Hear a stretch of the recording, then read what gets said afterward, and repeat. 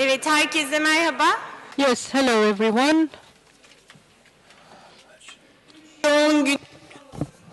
We are in the last session of 3 intense days.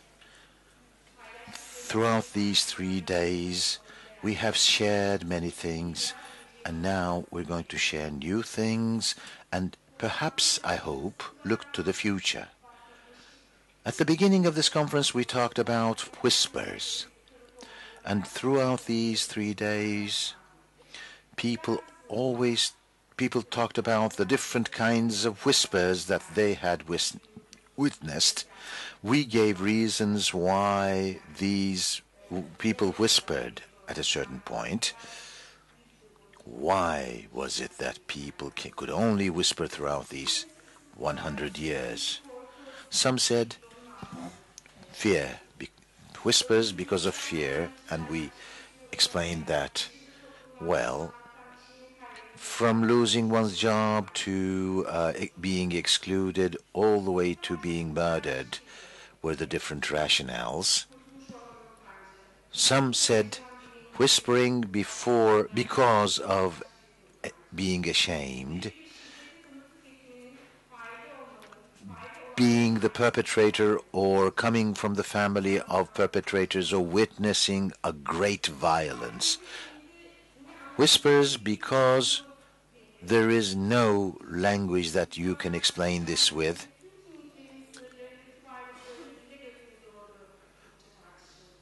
The difficulty of expressing in language their difference which doesn't fit anywhere, especially for Islamized Armenians. The Turk, the Kurd, the Arab is equivalent to Islam, and Armenian is equivalent to Christianity, are the equivalences that are now questioned by this existence. Whispers because of perceptions of gender and patriarchate, the exclusion of women because of sexual violence.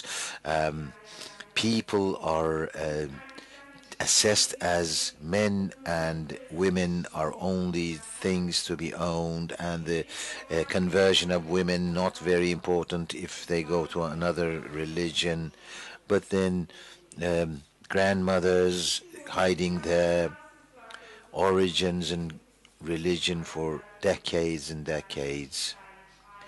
We talked about the different historical backgrounds at the individual and group level, and at the same time we asked the question of what next? In this forum, this is not a panel, the question of what next will be taken up at 2 levels. As whispers turn into words, what changes? How do grandchildren perceive this question? That is one of the things that we want to discuss. Secondly, this was the first academic discussion on this question, what to do next? What do we want to see academically speaking? What were we not able to discuss? What are we expecting in the future? How do we conceptualize or theorize these questions? What do we want to see? We also want to discuss this in this forum, especially the last half hour of this discussion I would like to set apart for the second issue. This also gives us an issue of assessing this conference. But before that, we would like to start out by discussing the first issue.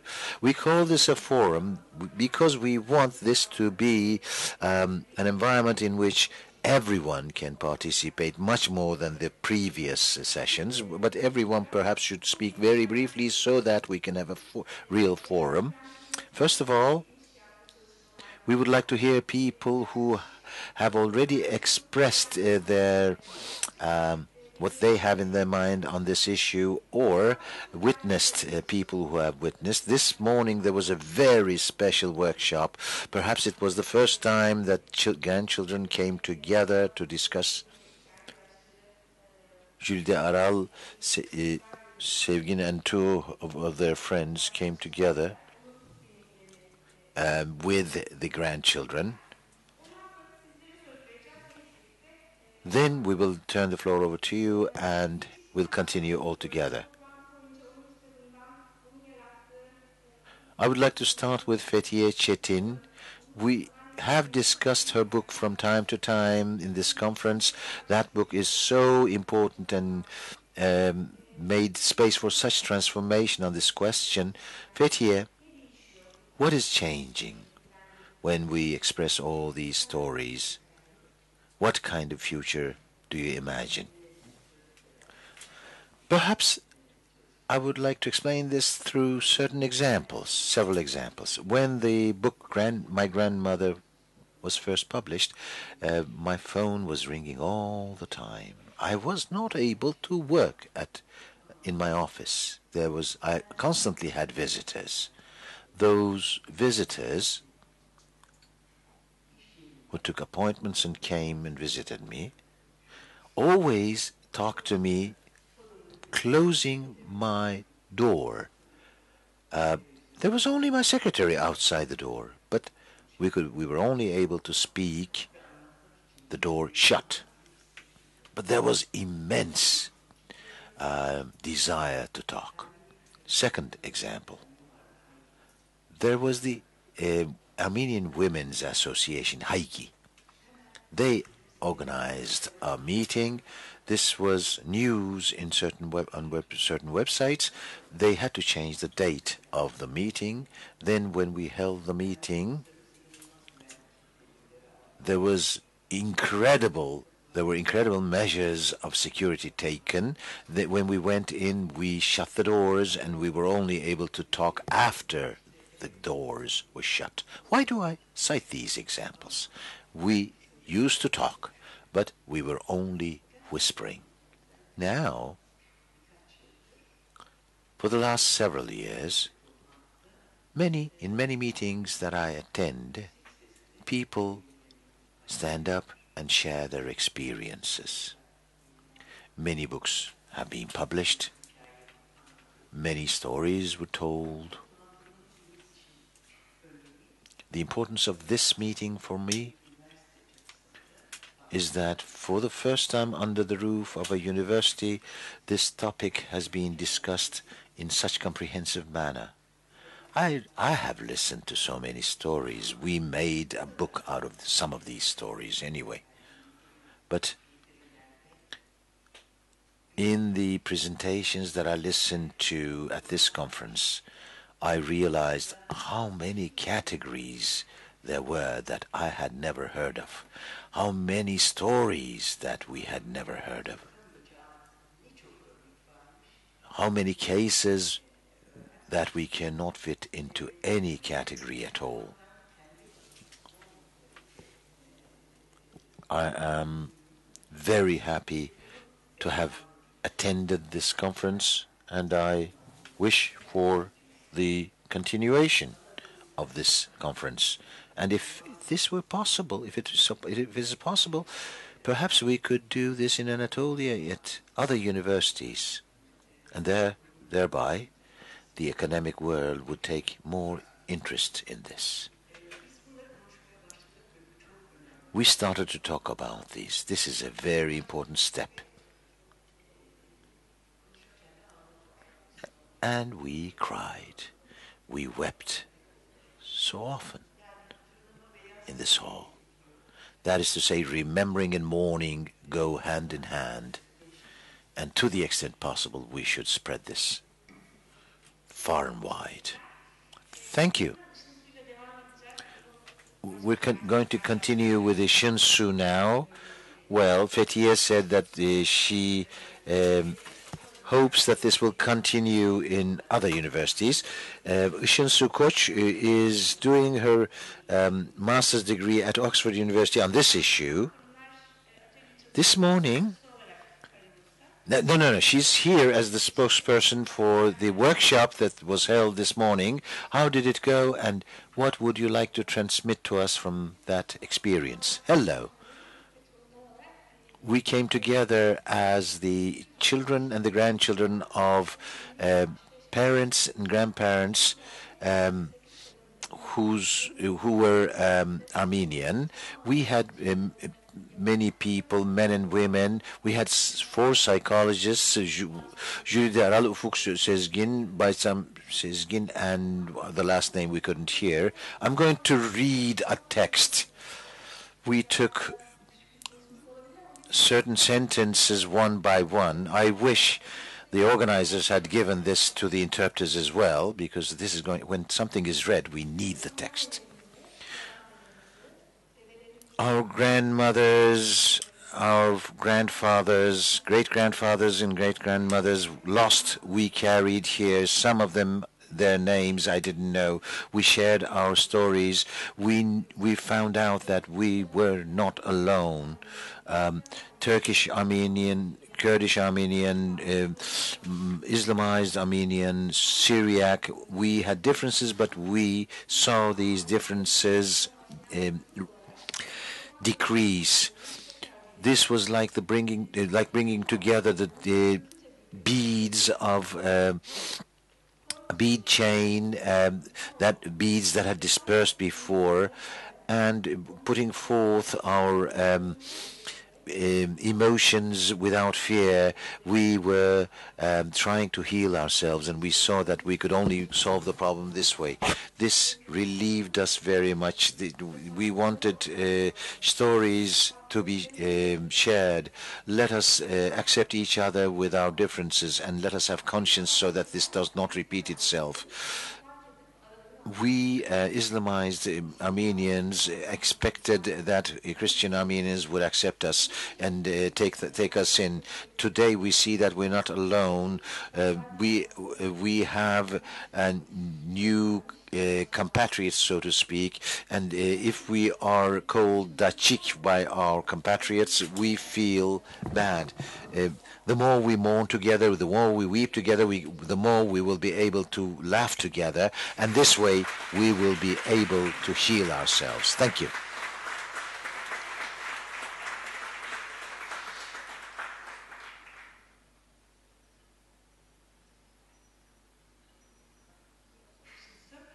Thank you, Işınsu. We'll continue now with Ferda, Balancar. There's the oral history group. Ferda, Balancar, and Kolovar are the coordinators here. Yeah.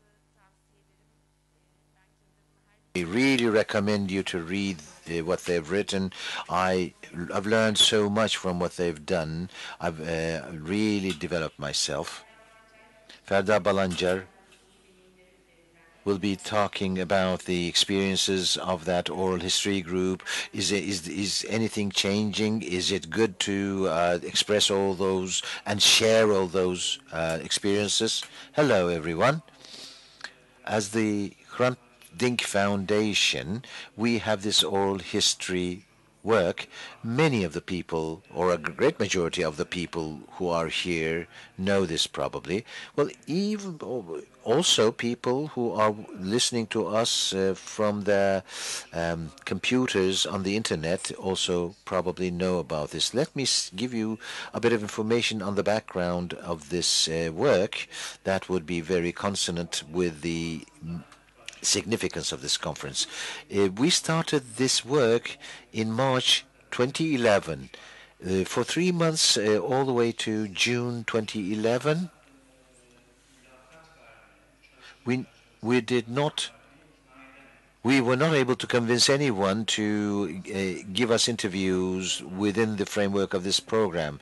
But later, because of the name of the foundation and the personal efforts of the leaders of the foundation, we started to convince people, but this was a very difficult process. Let me say this personally. For years before I started this work, I did work like this. I was on the field. I was doing field research, many different experiences in oral history, and also interviewing, etc. But these interviews are very difficult, and I saw this time. It had been never this difficult, but this was so at the beginning.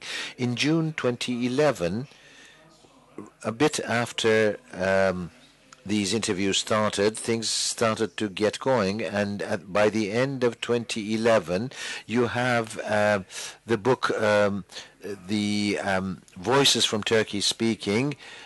Approximately 40 interviews were done.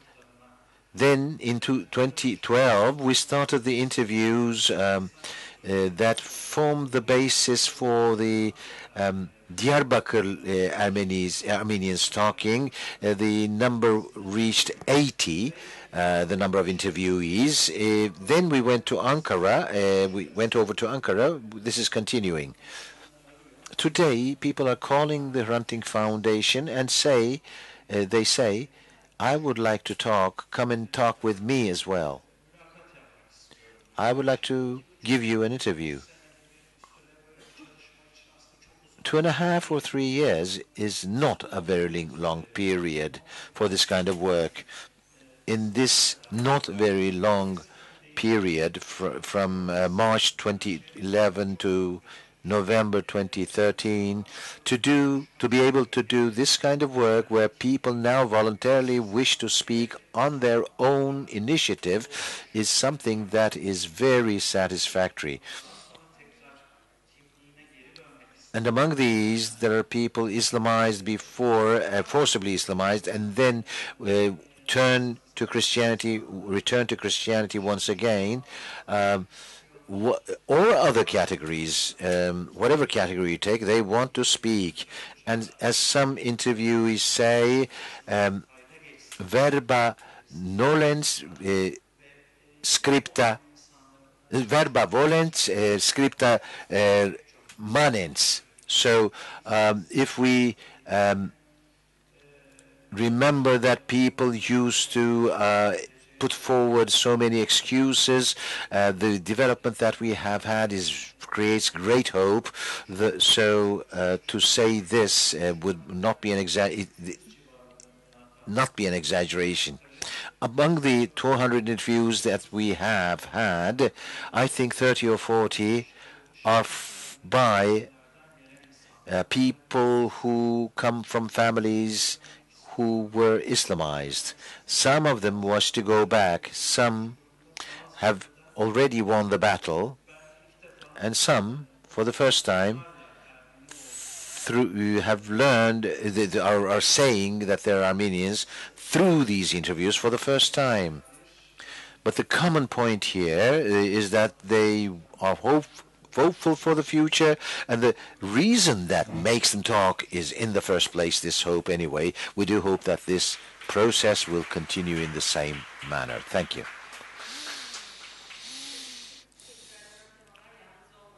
There are repeated themes here: not feeling lonely anymore, and hope for the future, and the fact that this is being expressed plays a big role in this. We also had this kind of theme in the work grandchildren. After we started to talk to them, all the grandchildren said this: how similar these stories are, they said. I thought I was the only one. So they are really stunned by the similarities, so how they shared these experiences with others. So then, of course, they discover new layers in their experiences. Thank you very much, Ferda. Miran, Pirgiç, Gültekin.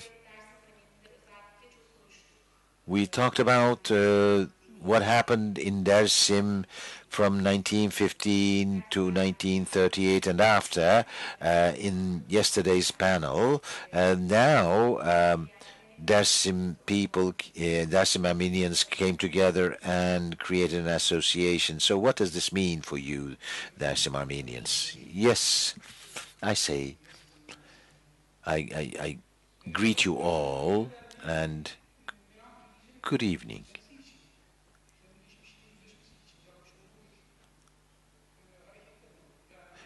Miran Pirgiç wanted to confront his past and went to the court and this was really had its repercussions. Well, I'm a Muslim or an Alevi, whatever, but one thing was very important for me. I am an Armenian. I want to confront the past. If they're Bogos and Harutyun and Sarkis, my grandfathers, I want to live like them. There are no differences between the different races of this country. Let them call us bastards or traitors or whatever they call us. My grandfather was a very courageous person. I loved him. That's why I did this. Then, and I didn't know that this was going to have such repercussion, so much repercussion. Now I had problems. Then I said to myself, I have to do this in organized manner. That's how I went towards the association. It wasn't easy. Everyone I went to in 4 months in order to form an association said, no, I cannot speak. And they hid them with their code names. They think they defend themselves from the state, but the state knows who they are and can really round them up the moment it wants to. That's why they should really get rid of that fear. Let them think that the state does not know, the state knows. And when they put the file in front of you, you are an Armenian, Miran Pirgiç, when he was taken to the police, what do you do in the Kurdish movement? You bastard, you're an Armenian. Then Miran Pirgiç knew that they knows everything. When Alevis were burned at Sivas, Miran Pirgiç was in the Alevi Association, and he was told that he was not an Alevi. But Miran Pirgiç will pursue the truth. Whoever follows him or not, whoever doesn't. People may call him crazy. I don't fear anything. I'm not going to fear anything. Pirgiç was, there was a village. Miran Pirgiç is my name because of the village. But when I go to Yerevan, when I speak to university students, where is that Pirgiç? They said, this can't be a coincidence. What does it mean? We couldn't hear whose name it was. I was really shocked when they told me what Pirgiç meant. Everyone knows what I do. When they say, I want to speak to people who have become Islamized Armenians or Islamized Alevis, and people scolded me, why are you sending these people to me? And I said, don't fear. Talk. Fear is no good.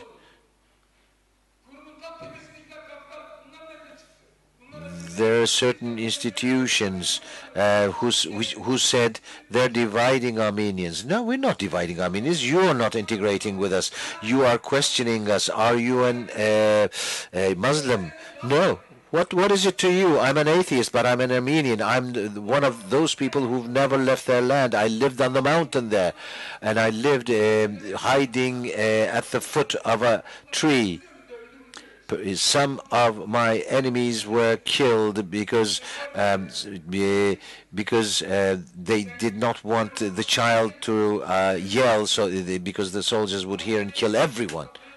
When I go to the Park the Arcade, and when they say I don't recognize the Dersim Armenians, but then how do you say that 90% of Dersim is Armenian? Where are you looking? Why don't you look at us and talk?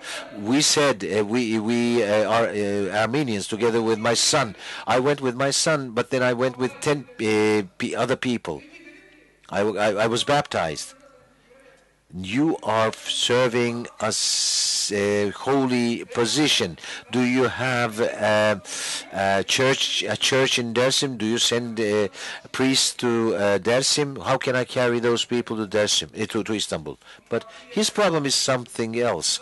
He wasn't permitted to look at these. well, let them stay Muslim. That means they're second class. But we're not second class people. We won't be second class people. I do not admit that.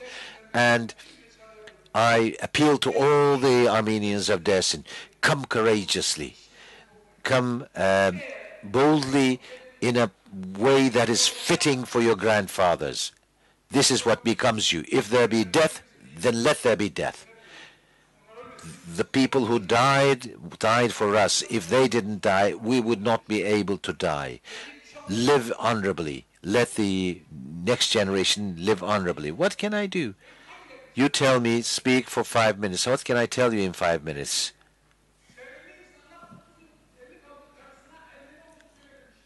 There are people around me who did not tell their wives that they are Armenian. My young cousin goes to his grandmother, asking, "Are we really Armenians?"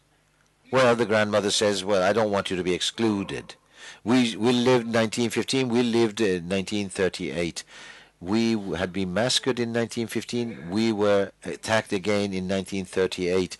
My grandfather was 15 when 1915 happened. Then 23 years later, a second genocide happened in 1938.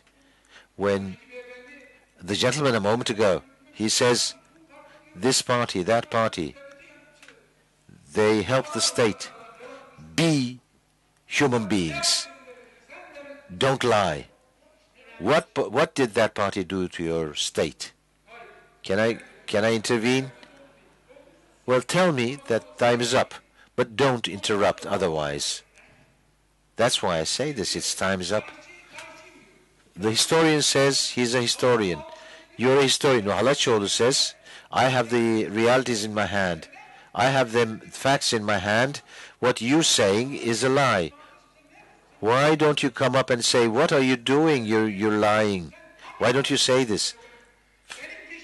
How is it that you have the facts about my background in your hands? Why don't you bring it to me and show me what my background is? Nobody asks him. Halaçoğlu is the reactionary director of the so-called Turkey, well, was the reactionary director of the Turkish Historical Institute. Shall we accept this way or that way? Whatever way you want it. I am an Armenian. If you're an Armenian as well, let us form our unity. East and West. Let's form our unity. But if you say, become a Christian first, then you will wait a lot. I passed 40 years of my life with blasphemy towards God. How can I come and obey you? These are difficult things. Everyone should speak, but knowing these. Nobody should teach us what we should do. We have our rights that we have not able to experience. The Dersim Armenians Association will be shut down because it cannot find a place. Now our chairs and tables are under the rain in the yard of the church. Hrant Dink had hired us a place. They took down our sign because they said you cannot place there. Don't meddle with my religion. Meddle with my locale. Find me a place to stay in. Don't tell me to take the Bible into my hands and distribute it. Let us solve the problems of these people. Let us solve their economic, health, and education problems. If they want to become Christians themselves, then let them become Christians. I don't have any problems. I don't have a problem with Muhammad either. My problem is with our day. Miran Pirgiç has stepped forward as a Dersim Armenian. What do you say? Shall I go back? I'm not going to go back. I swear on my mother, because the number of people who came to my mother's funeral was not that many. There were tribal participation in funerals, but she was Armenian. When I buried her, I understood that we were alone. The four sisters of my mother were buried. Oh, no. He took up the politics of the provinces where they lived. The branch of the family in Antalya became nationalist fascists. The ones in Elazığ became Islamists. The ones who came to Istanbul became Christian. The one in Elazığ says, well, this one became Alevi. The one in Antalya says they've lost our religion, they've become Christians. We are Armenians. I make an appeal. Dersim Armenians, the youth are very full of hope. They call me, we are behind you, we will be together with you. I do it for the first time. I had the flag of Armenia, went around within Dersim. For 1 hour. I have a video. I can show you this video. And people did not believe me. There are many people, so I ran over my time, but I'm sorry. Perhaps you've been able to see it. There is a documentary about the story of Yusuf İrez, who decides to have a circumcision at 21 years old. And I had watched this documentary, and I thought it would be good to have it shown here as well. Now I'd like to give the floor to Hikmet Akçiçek. He is from the Hadik Hemshin Culture Research and Research Center. It's a very dynamic center, and I believe he will share all the diversity that it represents with you. Yes, good evening, everyone. I hope Miran will forgive me because he said something very correct, and I'd like to begin with a Hemshin song.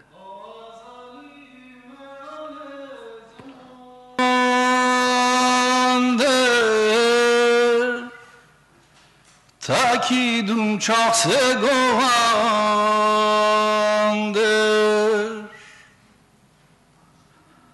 Astazımım sevdayınandır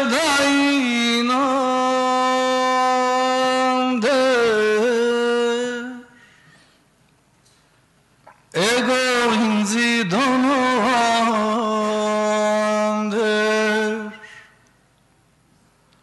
Astazımım yazyarinandır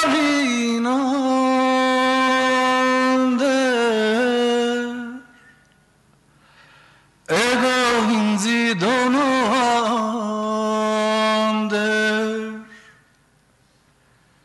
Çok kukaru kanatserandır Sunku kanor menatserandır Ersuno çarananandır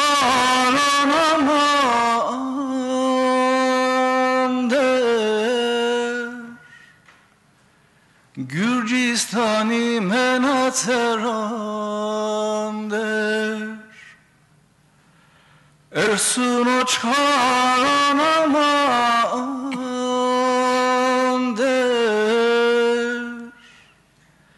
Gürcistani menatserandır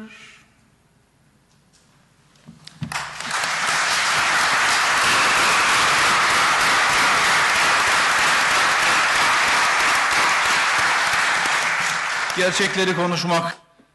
To speak the truth. I believe everyone has their own way to speak the truth. For a better world, for a more democratic world, where everyone can express themselves in their religion, in their language, and with their culture, with their community. I don't think there's a single way to do that. And that's why I wanted to sing this Hemshin song to you. and it is in commemoration of all those people who died in these lands. It's a very simple song. It's a newly married woman and goes after her husband who has left to keep sheep in Georgia. We spoke of herds of sheep.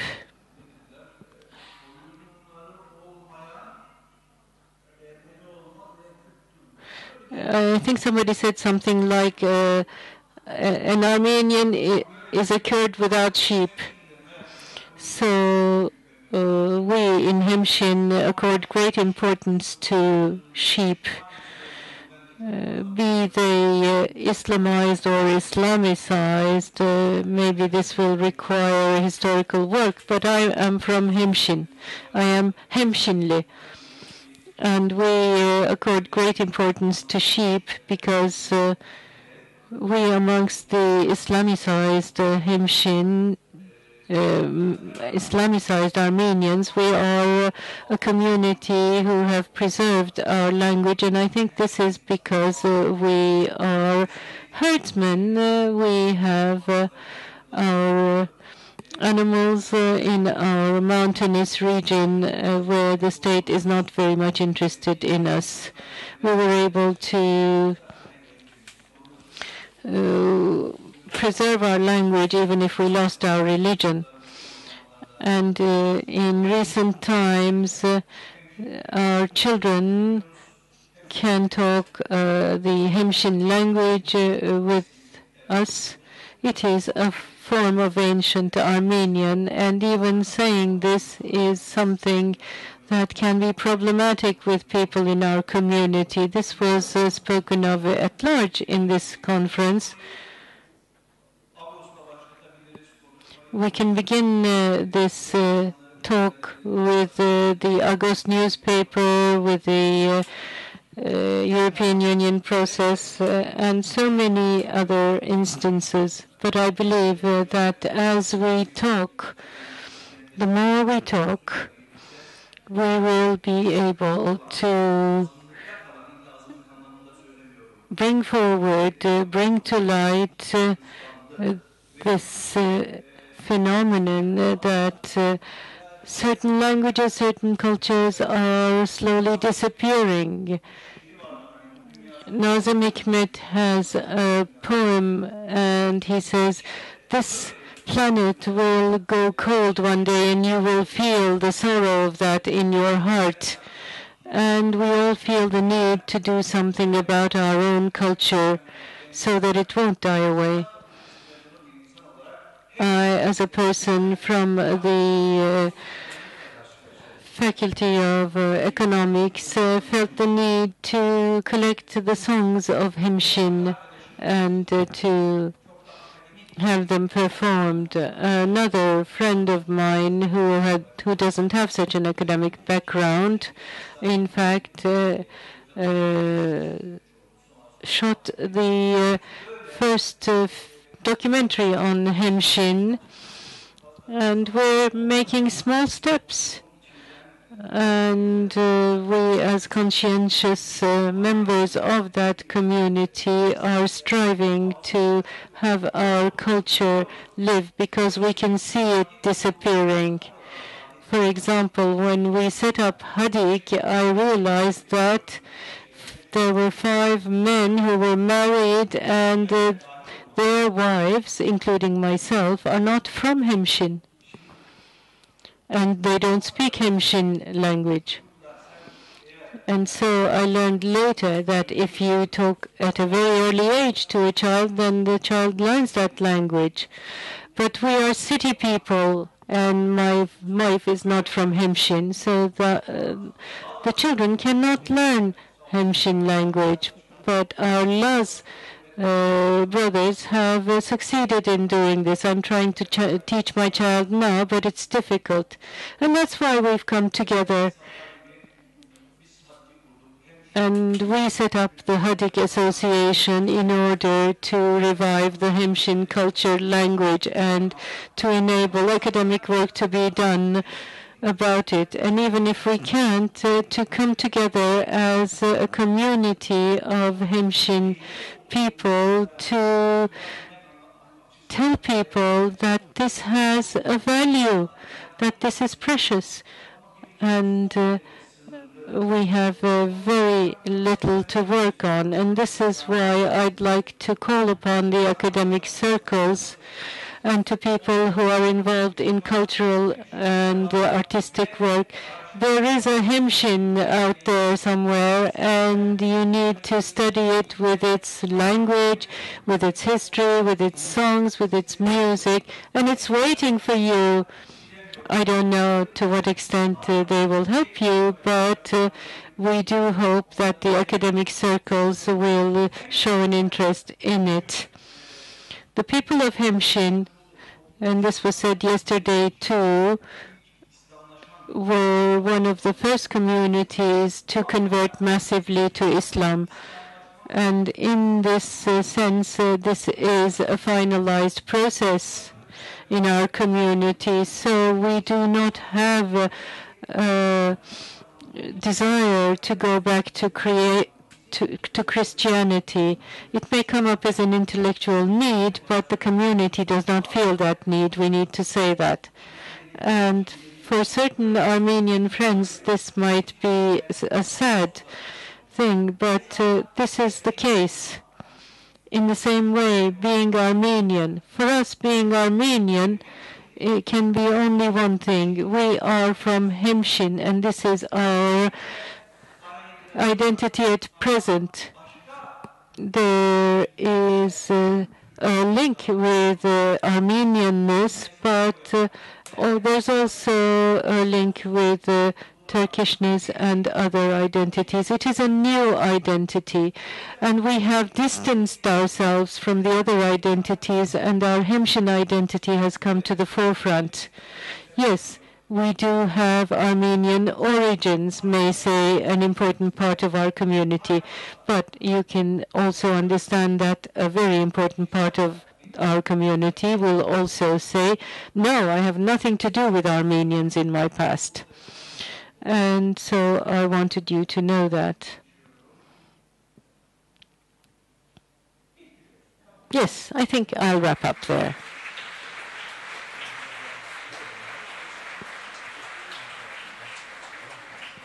Thank you very much. And first and foremost for that wonderful song which touched our hearts, and with what you shared with us afterwards. We talked a lot about this during the conference, and Anish said this very well, of being dispossessed of one's homeland, both physically and morally. How will they find a place again? How will they find the gravity again which will enable them to settle? And we saw this in the Hemshin example as well. Yesterday we talked a lot about this as regards Dersim as well yesterday. Hemshin and Dersim are local identities which can be a shelter beyond their being local identities. But we also have Muslim Armenians who live in other provinces like Tokat, like Yozgat, and where do they feel they belong? And I think we need to talk a lot about those things. We said that there would be a forum this time, and we'd like a very dynamic participation. I know there are so many people who'd like to share so many things, but we'd like to give the floor to as many people as possible at the same time. So please be brief but dynamic in your presentations or your whatever you have to share. Who'd like to take the floor?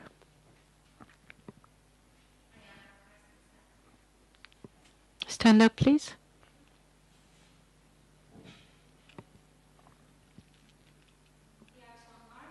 Good evening. I'm Pelin Ayık. I'm an Armenian. In 1915, in a village of Lice, a 19-year-old Saadet saved a baby from a well in her village, and I'm that baby's granddaughter, and I am also a member of the largest church in the Middle East, which belongs to Armenians.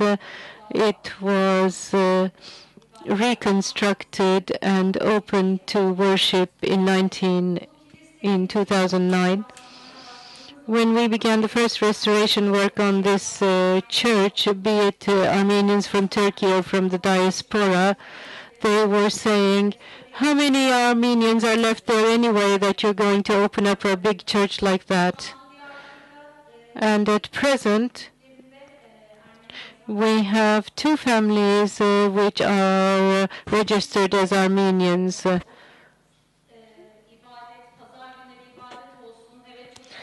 And we would like to have a church mass on Sundays, but we saw that when we were doing that restoration, we had the aim of showing how many people who were Armenian lived in Diyarbakır. And there were so many Armenian churches at the time, and there are only 2 standing now, Surp Giragos and Surp Sarkis. And if we find the necessary funds, we'll also reconstruct Surp Sarkis. I'd like to call you Süleyman Abi, if you allow me. I'm not afraid either, because I didn't do anything wrong.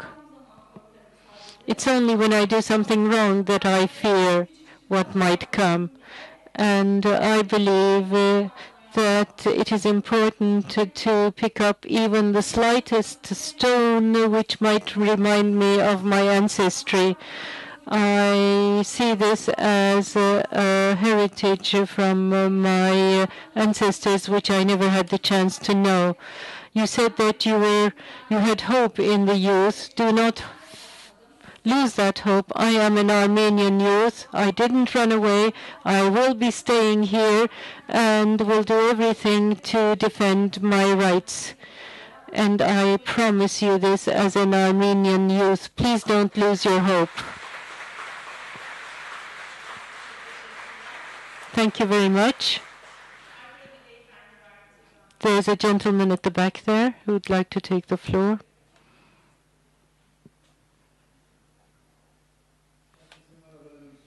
I'd like to say hello to everyone.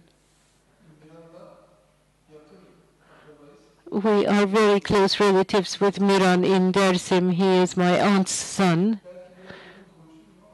Perhaps I'll take some of your time. Please do forgive me.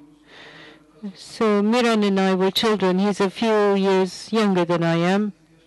I think 7 or 8 years younger than me. When Agos first appeared, since Agos first appeared, I've been a subscriber, and I read it regularly. And I worked in trade unions as an Armenian.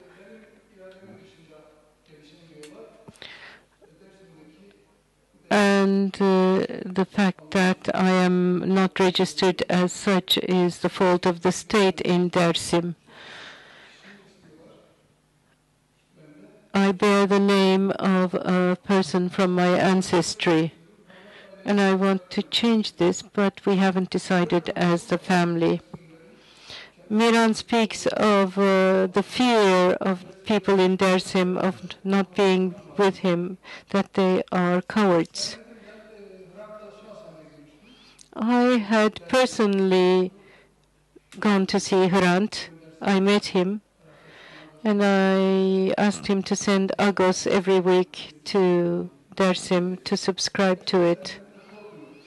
It is not that the Armenians of Dersim are afraid. They have a heritage here on these lands.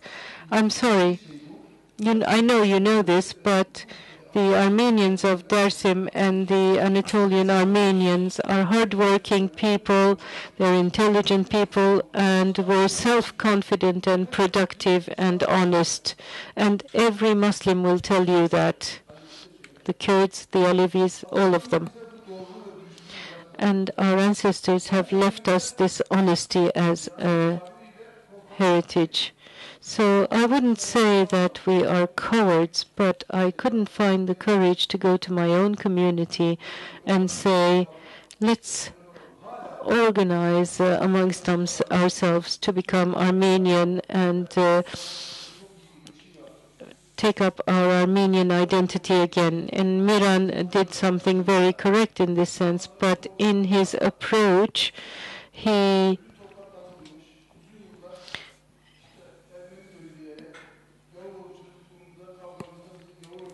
approached those people as if they were cowards, whereas this is a community which has been abhorred and looked down upon for so long that you need to understand their fears.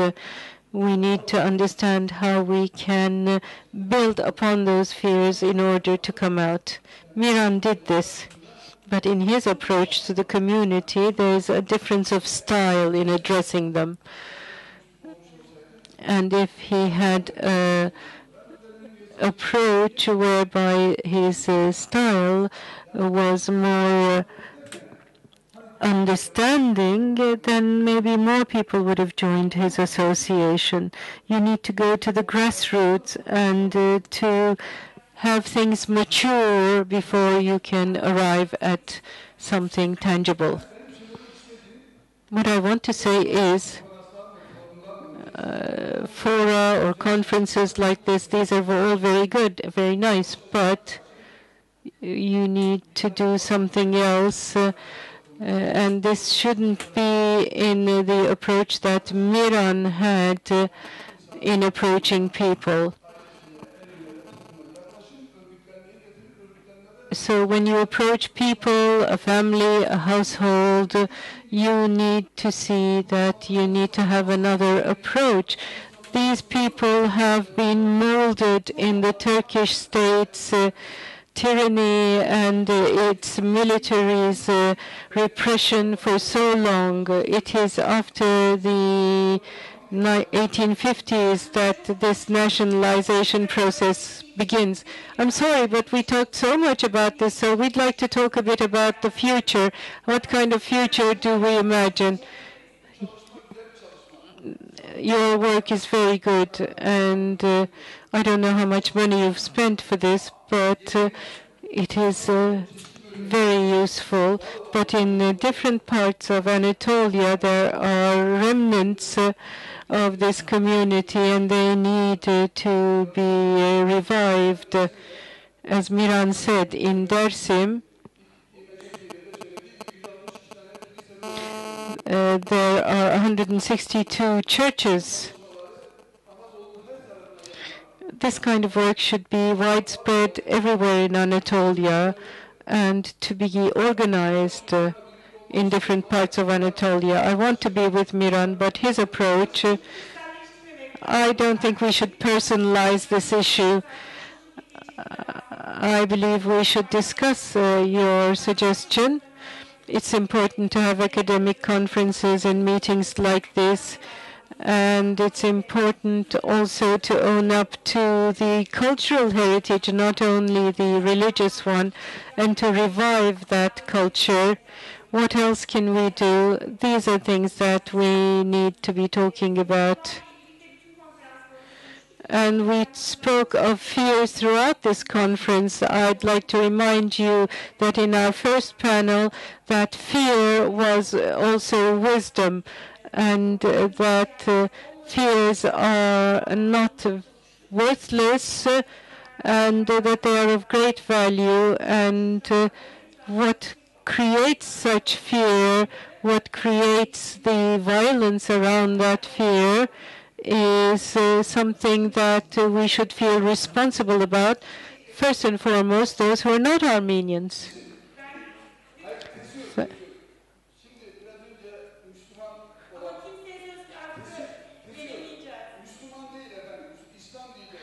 We will not say Muslim, we will write, we will not say that. We will say Islam. We need to look into that. Everybody needs to know in depth the word that they're using.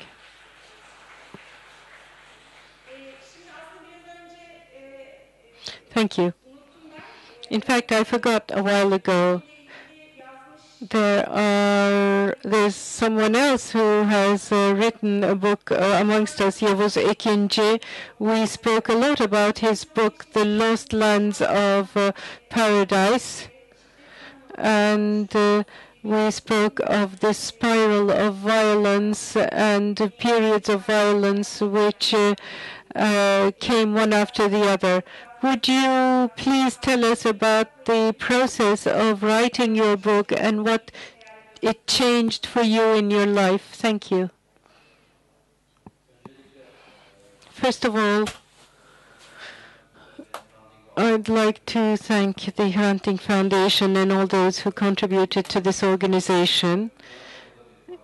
There was a conference 3 weeks ago in Diyarbakır on language, religion, and identity. It was more on Kurdishness. And I was there at that panel. And when I heard what was happening there, I really felt terrible.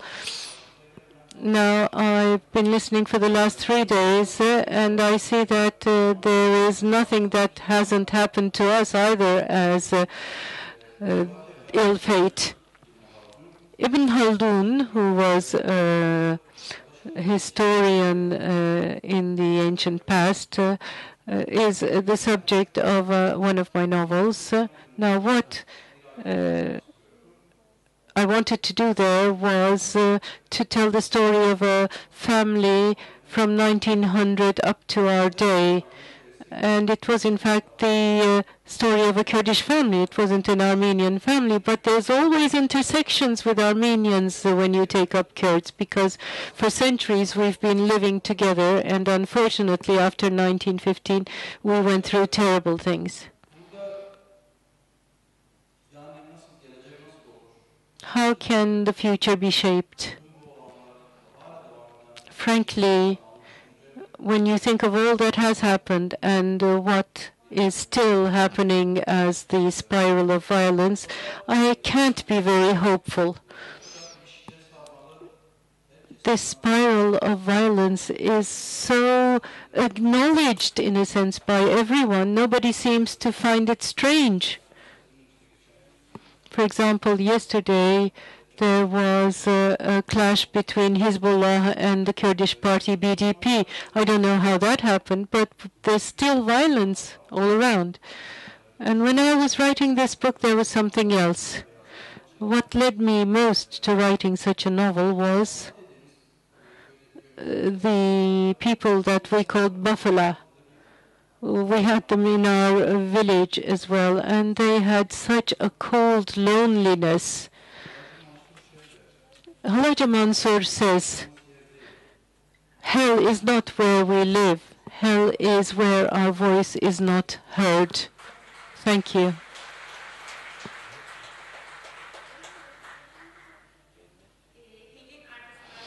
Helen first.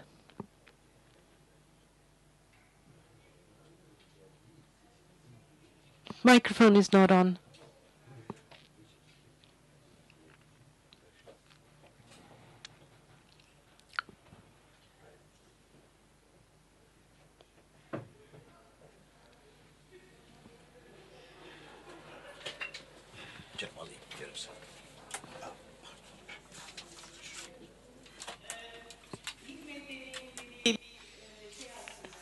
I would like to say, well, I would like Hikmet Bey to elaborate on something he said. He said, we were Muslims, we are Muslims, and we want to stay Muslims. Well, this is not exactly what she's saying. This is my paraphrasing of his idea.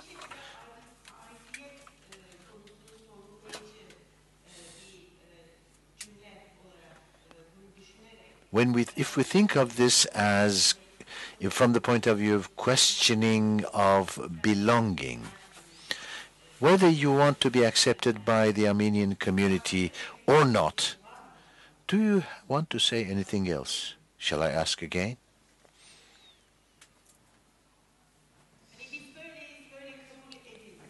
Well, accept us like this. Is that what you're saying?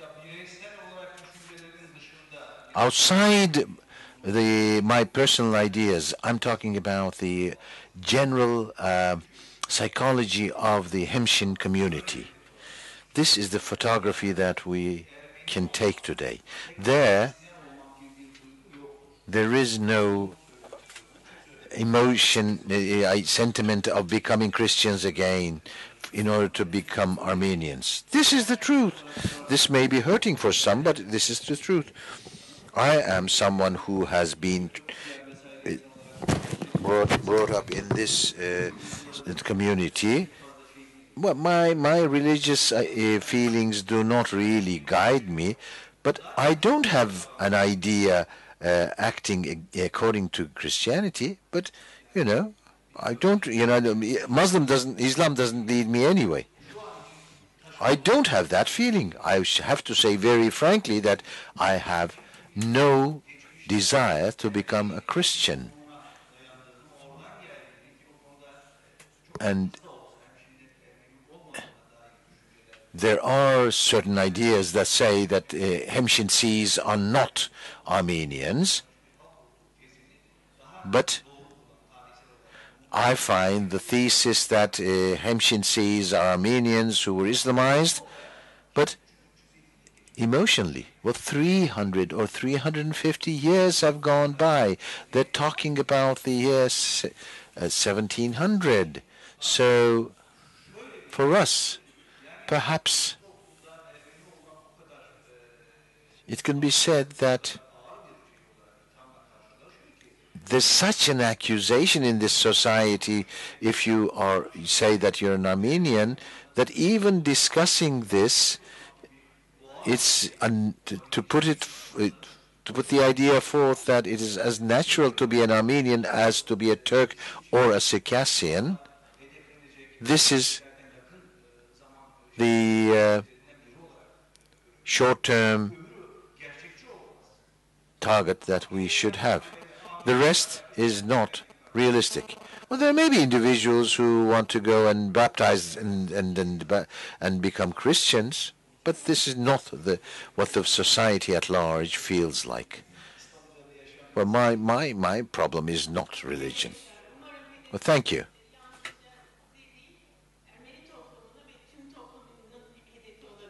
I do hope that this target can become the target of the whole Armenian society.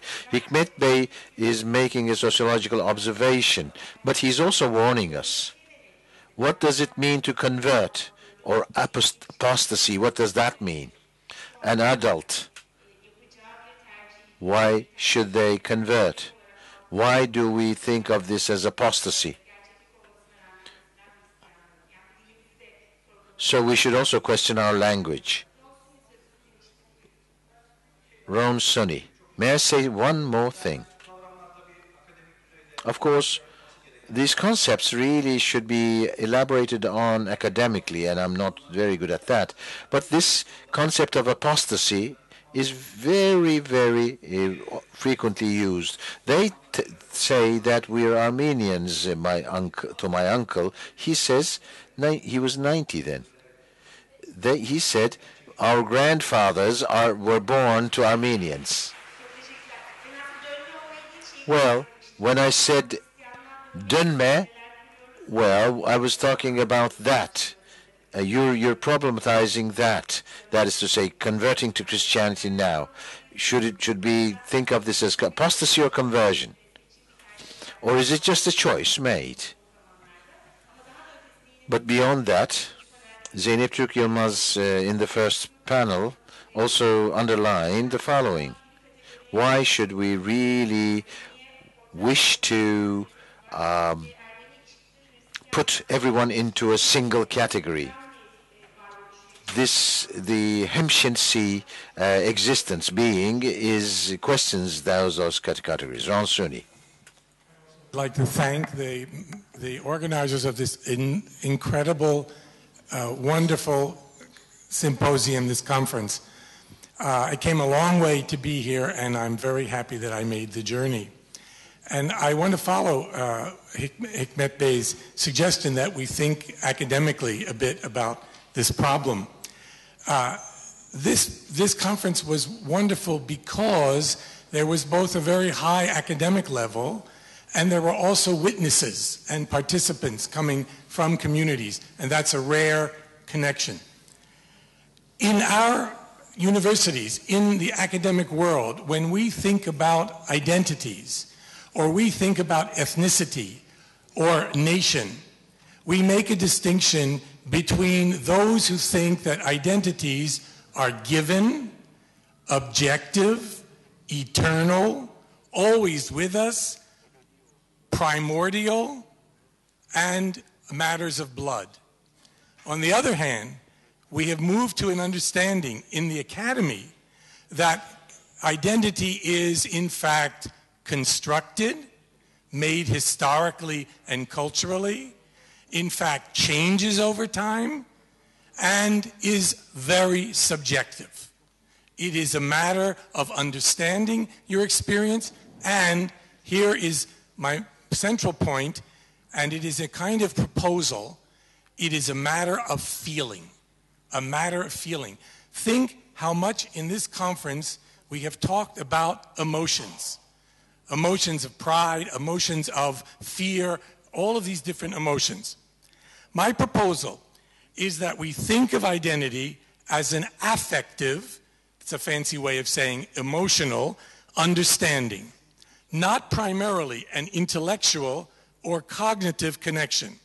In other words, our ethnic group, whether you're Armenian, Kurd, Alevi, whatever, is in fact an affective community, a community based on the way you feel. If someone says, I'm Hemshin, or Kurd, or Ermeni, it's a reflection that's based on your sentiments, on your feelings. These sentiments link some people closer to others, and unfortunately, distance the same people from others. Some of those emotions are positive. Pride, love, empathy. Some are negative, resentment, anger, hatred. We've had lots of hatred in the world, and particularly in this country, and we talked about it a great deal. But if we think about identity as primarily subjective, we have to make a second point. In Turkey, particularly after the Ottoman collapse, in the Kemalist period, identity was not a choice. It was imposed. It was ascribed by the state. Some were in, some were out. Some were advantaged, some were not. What this conference has told me is that this is changing in Turkey today. People are discovering their deepest feelings, and they're openly declaring them here. All of us, it seems to me, must respect these declared identities and not think we can impose on others our own subjective sense of identity. We do not police each other anymore. Nor should we think that national identity is objective, eternal, a matter of blood. It's a matter of history, experience, and finally, of choice. Teşekkür ederim. Çok teşekkürler. Thank you very much.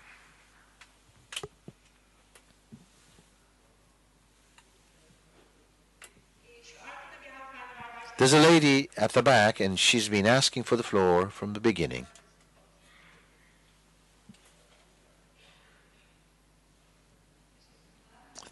Thank you. I wish everyone a good evening.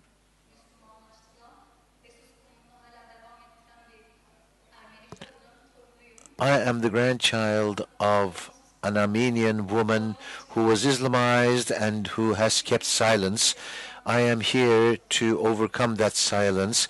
I listened to the live broadcast for 2 days. Then I wanted to come here so that I wouldn't continue the silence of my grandmother. This conference brought me so much because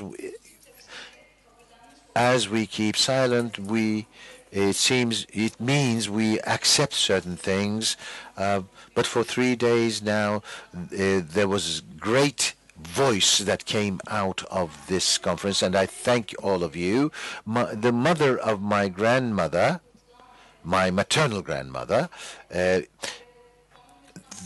is the only person who was saved from the genocide in Kozluk, a district of Batman. The others were all killed. And she was Islamized, and they tried to survive as servants in a family. But my grandmother, of course, never expressed this because this is a very great trauma. And of course, I'm sometimes angry with her because she has kept silent, but what she has gone through is so difficult. Then I keep silent as well, and I share her suffering. I asked her this summer to tell me about her family. Well, my family were an industrious family, very hardworking family, working as servants within a family, and they were devout Muslims who used to pray 5 times a day. I said, your family, your mother was forced into becoming a Muslim. You don't want to say this, and we have to play the 3 monkeys here because this is a closed box. And for years and years, you have been carrying on like this. Then I tried to explain to my grandmother, things have changed. History is talking about you, about your family who were massacred. You have to talk about yourself too. Rights are given to you. I tried to convince her, but I don't think I was successful. But I keep on resisting and continuing. I asked her her age.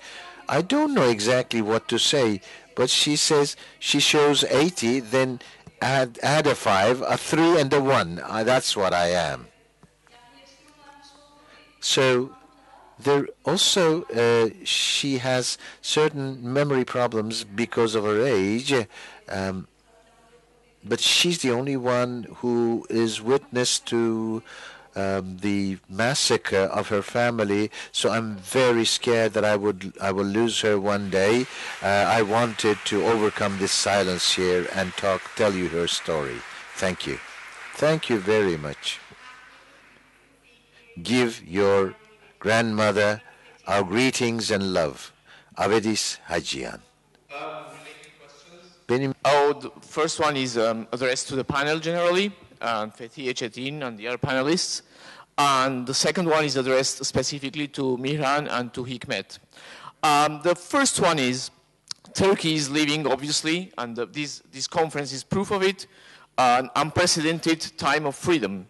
I say unprecedented because of the scope, but it is not the first time that Turkey is going through a period of liberal discussions and freedoms, and then you see there's a backlash in times of political crisis in which these freedoms are suppressed. And I feel enormous respect for these people in Dersim and elsewhere, in Anatolia specifically, who are of Armenian descent and who still feel fear to come out. So my first question is, do you sense that in this Turkey that's going through an incredible wave of freedom, but which is also the Turkey in which 6 years ago, only 6 years ago, Hrant Dink was murdered, there can still be fears of a rollback in freedoms? That's the first question to the panel generally.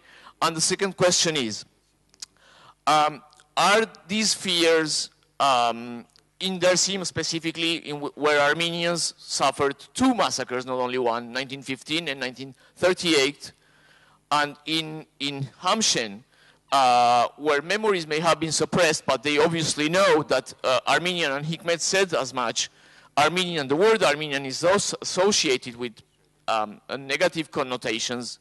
Are these fears justified? Teşekkürler. Şimdi 15 dakikamız var. 7.30'da bitirmek zorundayız. Son olarak ben We panel... have only 15 minutes because we have to wind up at 7:30. I would like to give the floor to the panelists at the end. Before that, how can we carry forward in academic debate? I would like to set 5 minutes apart for that, especially for that. What have we achieved academically speaking? What doors have been opened ajar? But how can we move forward? Could everyone take the floor with regard to that question? Let's talk about that a bit and then we'll come back. Raquel wants the floor.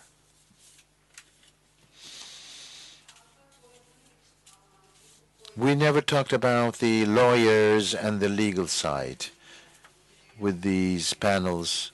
What can we think about legally? What can be done legally? We talked about this ourselves, but now that you have asked, let me say this aloud.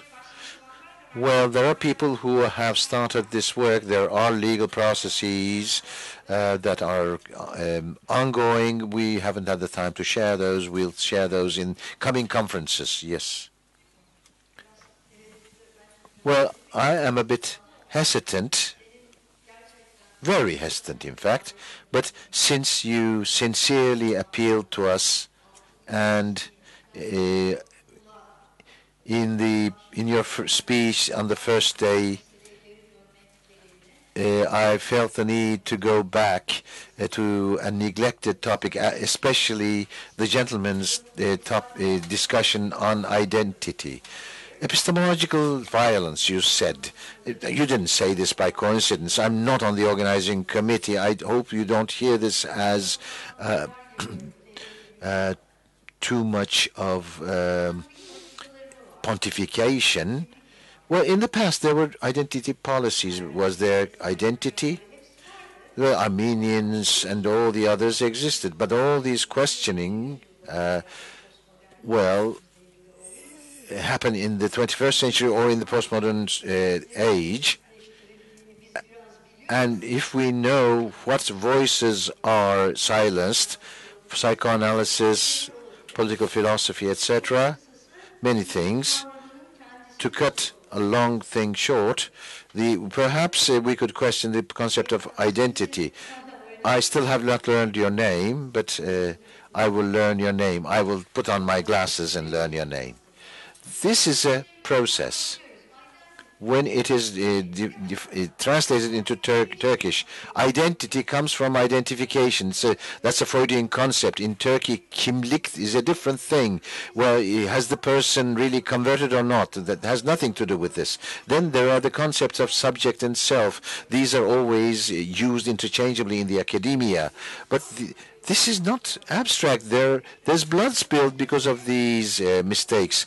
If you look at it from the point of view of identification, in the treatment, there are certain discourses. The person as a child or as a baby or cured, whatever, they come to closer because of their choices.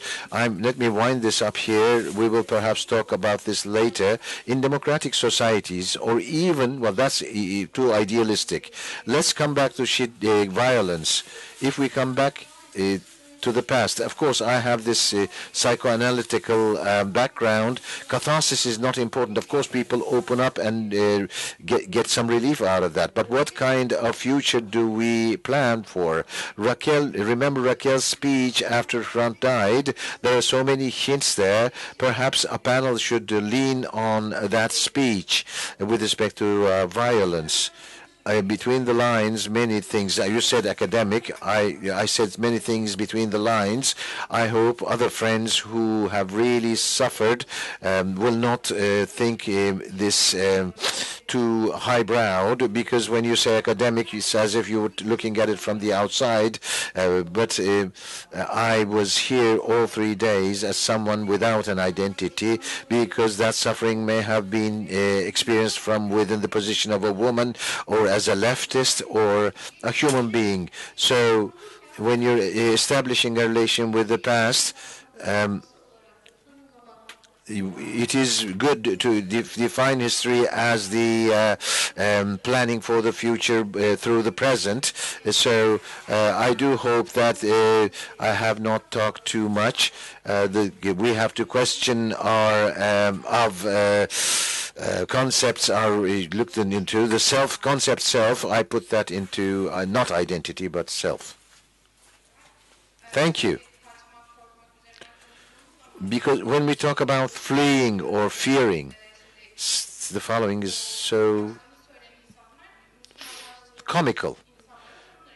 Those people who fear or who flee or who escape are those people who are the grandchildren of Islamized people. As an Armenian, I think the mirror should be held to ourselves and say the following. My family does not speak Armenian. When I was going to Armenian school as a child, and many people scolded me because my family didn't speak Armenian, and diaspora Armenians, the Turkish Armenians of Turkey, Armenians of Armenia, everyone excludes each other. Well, then to expect the Armenian community to accept Islamized Armenians or even an atheist, that is not realistic. I think Islamized Armenians show this, that they don't accept the imposition of this uniform identity. So let us use the concepts of escape or fear very carefully, because this could offend people. But there is a part of the question that is not discussed, the alterization within the Armenian community, making the other of other Armenians. First of all, thank you for that beautiful melody. Secondly, well, the ideas of escape and fear were used so often. But I wanted to escape because I was afraid. Because when you yelled, be a man, which we translated as be a human being, but what he said was be a man. Therefore, as a woman, I was afraid, says the woman. Who's speaking. Perhaps we could talk about gender.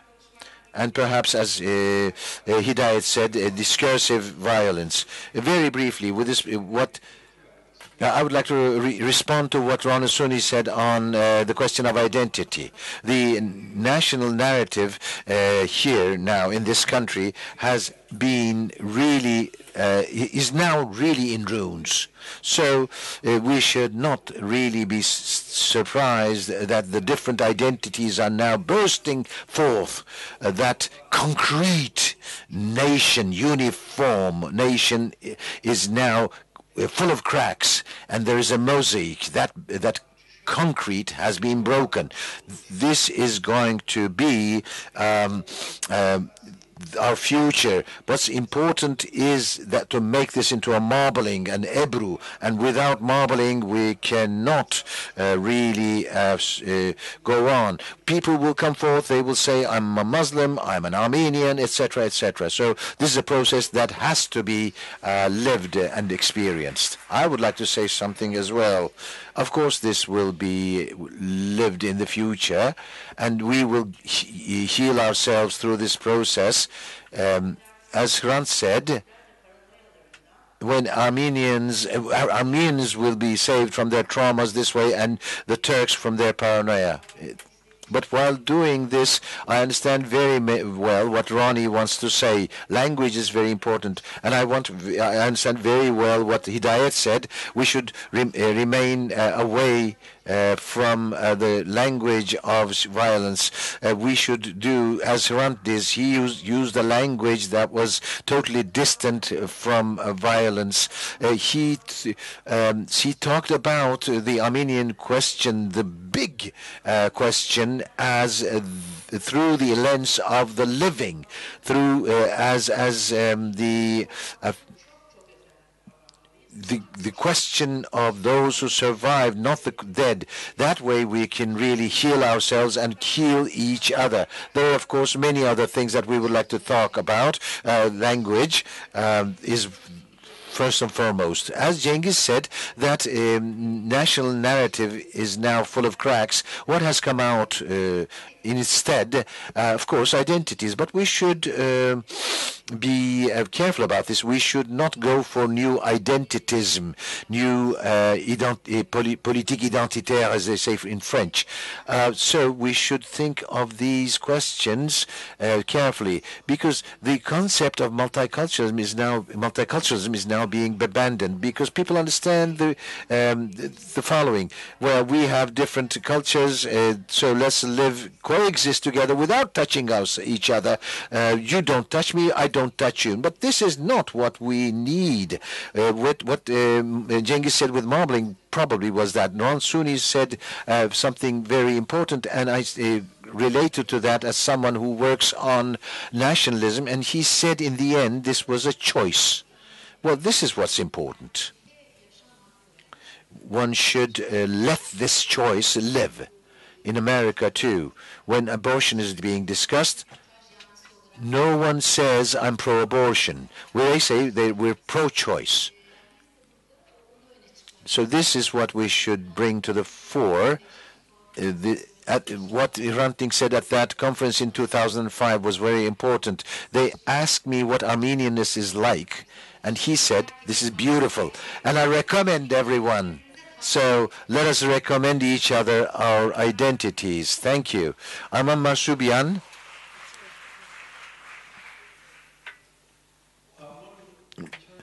For the future, the Armenian diaspora has grown up over the last 100 years basically in isolation from Turkey. And there are some of us who have been breaking that isolation in recent years. Also in that period, but more recently, there's been a huge diaspora among the Turks around the world. And the Armenian and Turkish communities in these countries are much further apart, I think, than the Armenian communities and Armenians here, or Armenians who come here and speak. So one thing to think about in the future is bringing an understanding of what's going on here in Turkey to both the Armenian diaspora and the Turkish diaspora. Because I think at least as far as I know, in those countries, those diasporas do not interact at all, and the same kinds of stereotypes and such that we've been talking about are much stronger in those countries. I work hard in the Armenian diaspora to break those stereotypes, but it would be good that we could get some, you have a lot of work to do here, but it's also good that we could we'll get some help. Okay. Çok teşekkürler. Bir yandan Anadolu'da yaygınlaşması gerektiğini düşündük. On the one hand, we want to spread these meetings to Anatolia, but on the other hand, we could perhaps internationalize this, both with the Armenian diaspora and the Turkish diaspora. Of course, there are, of course, limitations here. How do we overcome these? Very briefly, one final word, and then we'll come back to the panel. Bir şey daha önermek istiyorum. Genelde Ermeniler, other Christian communities such as Christians, etc., who had become Muslim at some point in the past as a comparative study. Peki, çok teşekkürler. Hemşinlerin ötesine geçerek Müslümanlaşmış. Giritliler. Okay. Buyurun.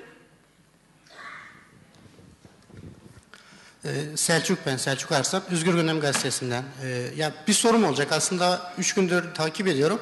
Tartışanlar daha çok geçmişe yönelik bir takım akademik veriler ama oysa bir toplumsal inşa anlamında güncel sorunların ele alınması gerektiğini inanıyorum. Şu ki başta Ermeniler olmak üzere Türkiye'de gayrimüslimlerin mülk varlıklarıyla ilgili çok önemli bir gündem maddesi. Maalesef şu bilgi ben paylaşarak kısa keseceğim. Mor Gabriel Kilisesi bildiğiniz gibi demokratikleşme paketi altında verildi. Aslında ulaştığımız bilgi demokratikleşme paketi açıklanmadan önce yerel mahkeme Mor Gabriel Kilisesi'nin Sürenlere ait olduğuna dair karar veriyor ve karar o süreçte Yargıtay'da. Ama maalesef bu Türk kamudan saklanarak sanki bir lütuf gibi algılandı. Bu noktada Ermenilerin bu mal varlığıyla ilgili geçmişten bugüne mal varlıklarının ne kadar olduğu, kime verildiği, şu an kimlerin elinde olduğuna dair istatistik bilgi ya da bunlardan yararlanabileceğimiz, ben şahsen bu... Hrant Dink Vakfı'nın bu konuda müthiş bir yayını var. Aşağıdan edinebilirdiniz ama...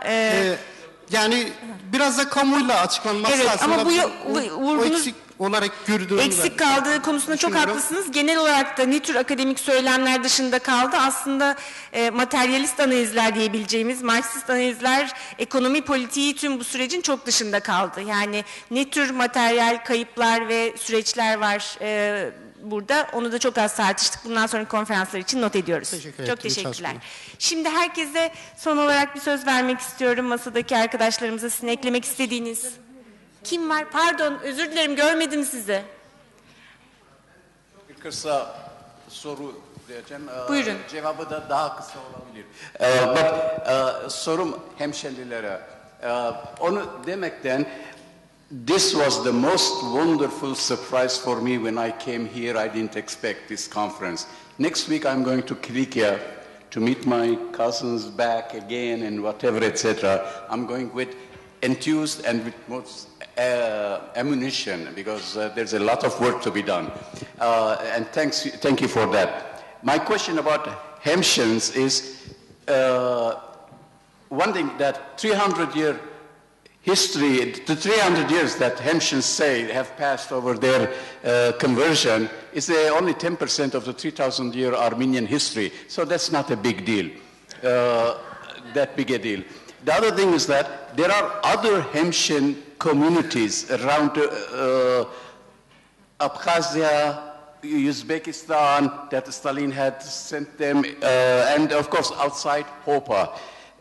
Is there any interest in getting those contacting, interesting as a Hemshins overall? And in Armenia, there was a few years ago, we have talked a lot about trying to get the Hemshins from Uzbekistan or whichever republic were there, getting them to Armenia and Karabakh. So, çok teşekkürler. Bunların hepsini tabii şimdi tartışamayacağız. Zamanımız doldu. Hem çevirmenlerimiz hem... Thank you very much. We won't be able to discuss this. Our interpreters are also exhausted. So please, let's have your last words from the panel. First, I'd like to begin with the question by Avedis. Is it possible to go back from the present environment of freedom? No, that's not possible.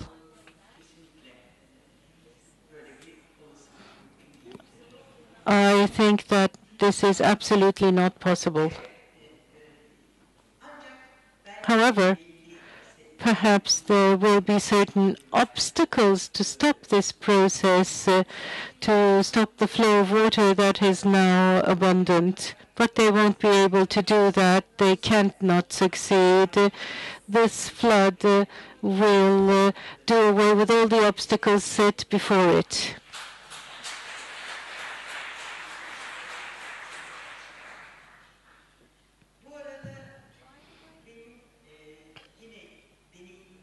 I'd also like to say something from my own experience. This is a suggestion.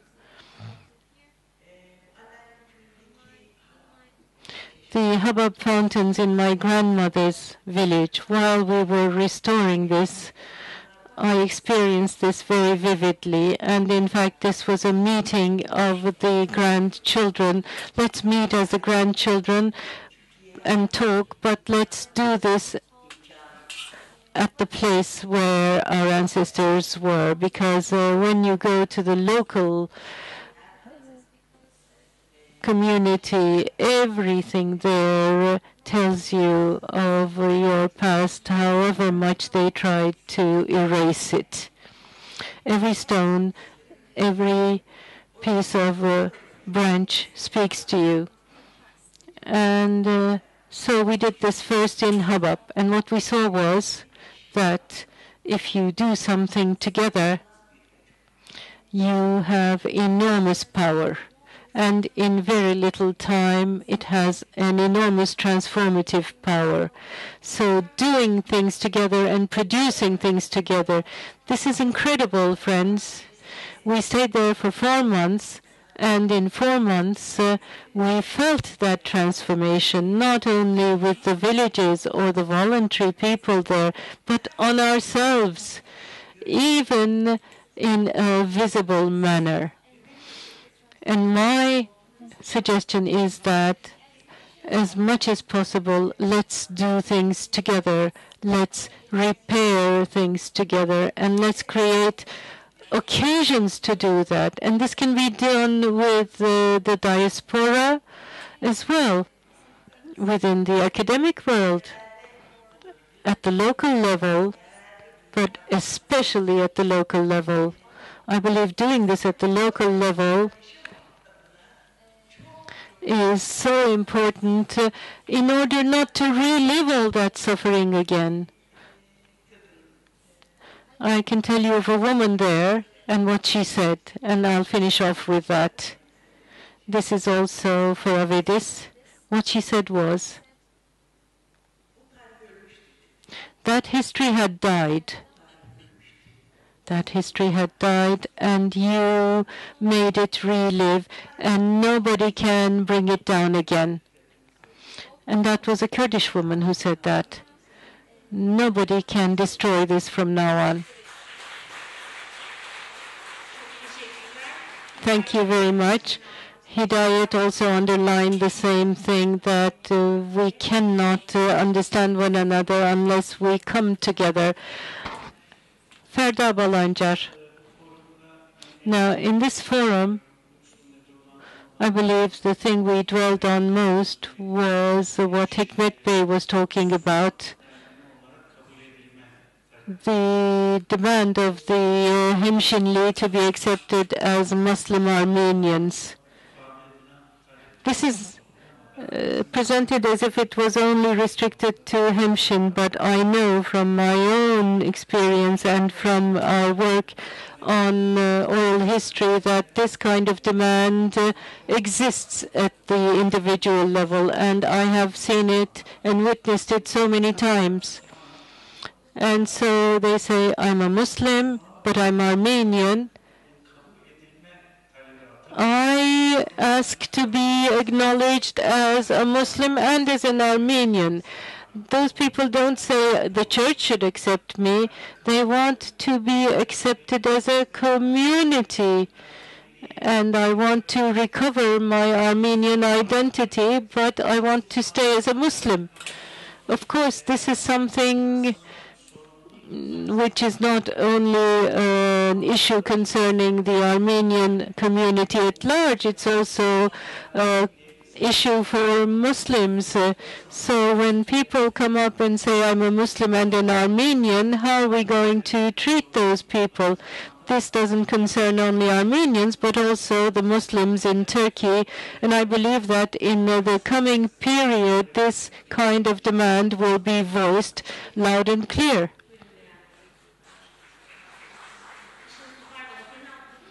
Işınsu, we'll finish with you. Yes, what I'd like to say is this. You said that the Dersim Armenians went through 2 genocides. Isn't it normal that they should be afraid? If they want to live and leave this heritage to their children, of course, they will be careful. But you said I was speaking violently, but even those who speak softly in this country are punished. Your rights are not accorded to you. You ask for your language, you ask for your rights, for your identity. Let's live together, we say, and as long as you don't accord us those rights, I believe that there will be people who will be speaking even more violently than I do. So please, in Dersim, the Armenians should come together. And this will be an issue which will come up very soon. Everybody knows very well how deep-rooted Armenianness is in that place. So let's wrap up by saying that we are demanding our rights from you, and to the extent that you accord them, we will become more peaceful. Otherwise, we will be more violent. So you don't let me enroll my child in your school. And you say you have to prove that he's Armenian, that his mother is Armenian. So they go to the birth register, and the woman is told, your grandfather's name is Abdullah. She wasn't even aware of that. So how can she be tranquil in such a situation? There are so many examples like this. Yes, we should be calm. We should stay calm, and we'll walk together. And we hope that good days are awaiting us. And we hope that by according us our rights, the state will also find itself in a better position. But if we keep on keeping silent, we've already lost a century, and we can't afford to lose another one. Please do understand me. Try to accord us as many rights as you can. Let's open up an Armenian language course in Dersim, and let's acknowledge these people as Armenians, as their human right. Otherwise, how can this be set right? Thank you.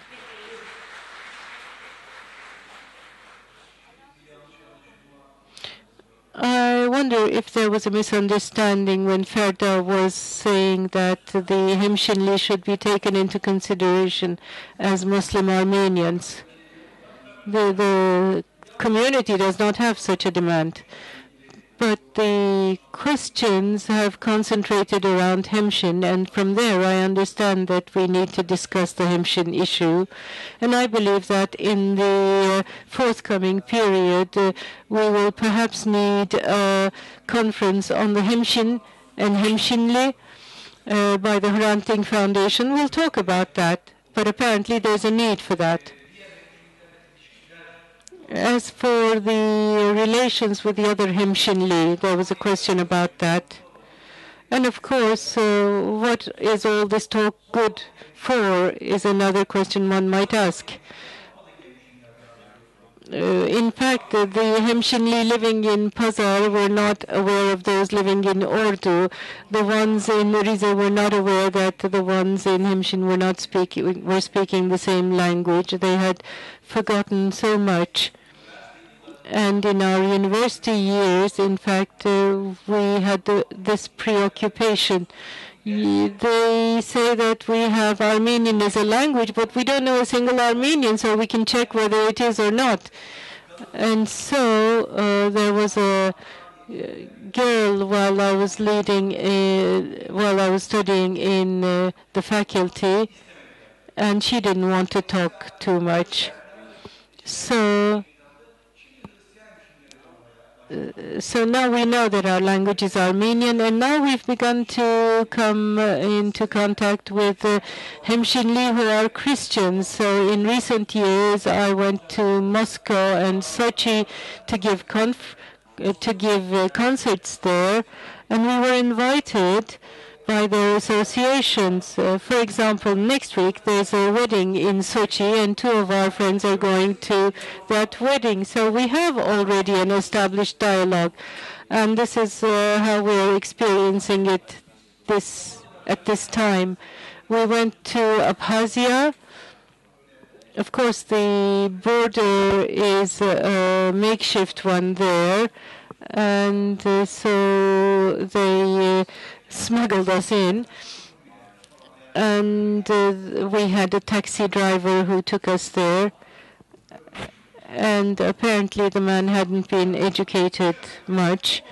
So It was as if in his talking and in his manner of communicating, as if he had lived in Hopa all his life. It's a surprise for us.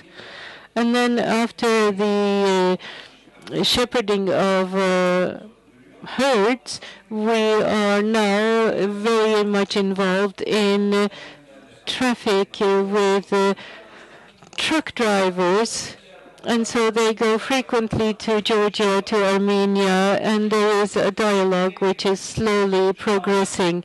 And we want to have relations with Armenians in a civilized manner worthy of a contemporary modern society. And we hope that such a democratic environment will flourish. Let's speak about fears finally.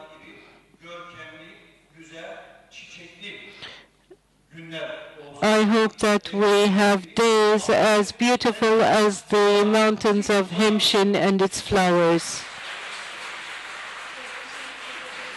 Thank you very much. Işınsu, would you like to share something?